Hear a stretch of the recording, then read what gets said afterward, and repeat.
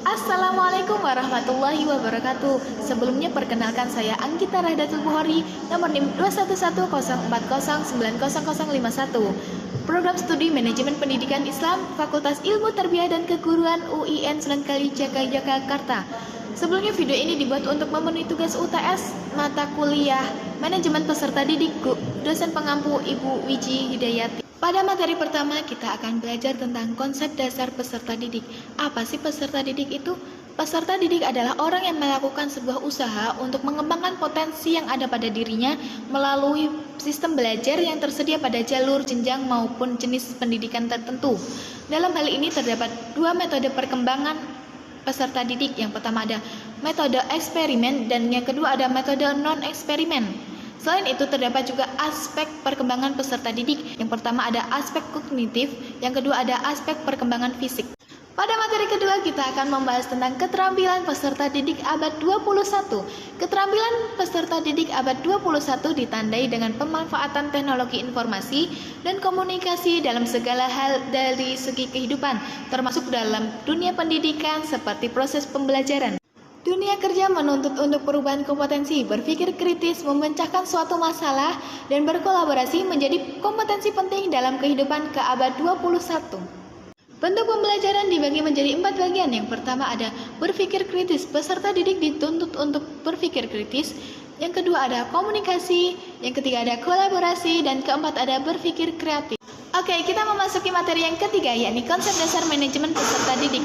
Didefinisikan sebagai serangkaian proses manajemen yang diterapkan pada peserta didik dari peserta didik itu masuk ke sekolah hingga peserta didik itu lulus dari sekolah supaya tercapai tujuan yang telah ditetapkan. Tujuan dari manajemen peserta didik adalah untuk mengatur berbagai kegiatan proses pembelajaran di sekolah dan untuk tercapainya tujuan sekolah secara efektif dan efisien serta terciptanya lingkungan sekolah yang mendukung pembelajaran. Fungsi manajemen peserta didik adalah yang pertama ada pengembangan individualitas, yang kedua ada pengembangan fungsi sosial, dan yang ketiga ada penyaluran harapan. Selain itu terdapat juga prinsip manajemen peserta didik. Yang pertama adalah peserta didik diberlakukan secara subjektif bukan objektif. Yang kedua ada motivasi belajar peserta didik. Yang ketiga ada pengembangan potensi peserta didik. Terdapat 3 pendekatan dalam manajemen peserta didik. Yang pertama ada pendekatan kuantitatif, yakni diterapkan dalam sistem administratif dan birokratif.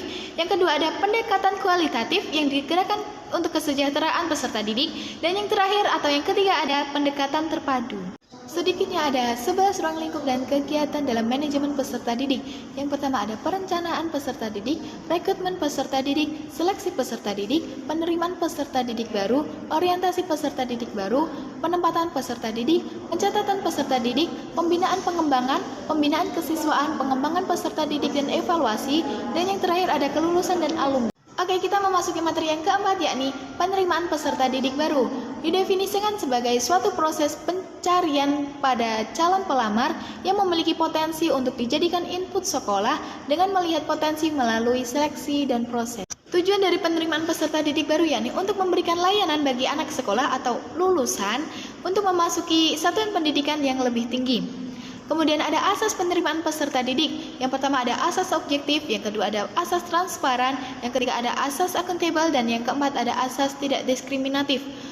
Dalam penerimaan peserta didik terdapat 2 jenis sistem yang digunakan. Yang pertama ada sistem promosi dan yang kedua ada sistem seleksi. Oke, selanjutnya kita akan membahas tentang kebijakan pemerintah mengenai penerimaan peserta didik baru dengan sistem zonasi yang diatur dalam Permendikbud nomor 20 tahun 2019. Peraturan sistem zonasi menurut Permendikbud nomor 20 tahun 2019 tepatnya pada pasal 26 bertentangan dengan peraturan di atasnya. Dengan adanya sistem zonasi pada penerimaan peserta didik baru, maka terdapat implikasi positif maupun implikasi negatif. Implikasi positif dari program Permendikbud nomor 20 tahun 2019. Yang pertama ada kemudahan akses pendidikan. Tentunya dengan sistem zonasi ini kita tidak perlu jauh-jauh dalam mencari sekolahan. Yang kedua ada pemerataan pendidikan. Tentunya dengan sistem ini pendidikan di Indonesia akan lebih merata. Selain itu ada implikasi negatif dari program Permendikbud nomor 20 tahun 2019. Yang pertama ada peserta didik tidak dapat memilih sekolah sesuai dengan harapannya. Yang kedua, kurangnya penghargaan terhadap calon peserta didik yang berprestasi. Selain itu, terdapat 2 solusi untuk mengatasi Permendikbud nomor 20 tahun 2019. Yang pertama ada penyamaan standar mutu kualitas lembaga pendidikan, dan yang kedua ada pemerataan dan peningkatan kualitas tenaga pendidik dalam sebuah lembaga pendidikan. Oke, cukup sekian materi yang dapat saya sampaikan. Kurang lebihnya mohon dimaafkan. Wabillahi taufiq wal hidayah. Wassalamualaikum warahmatullahi wabarakatuh.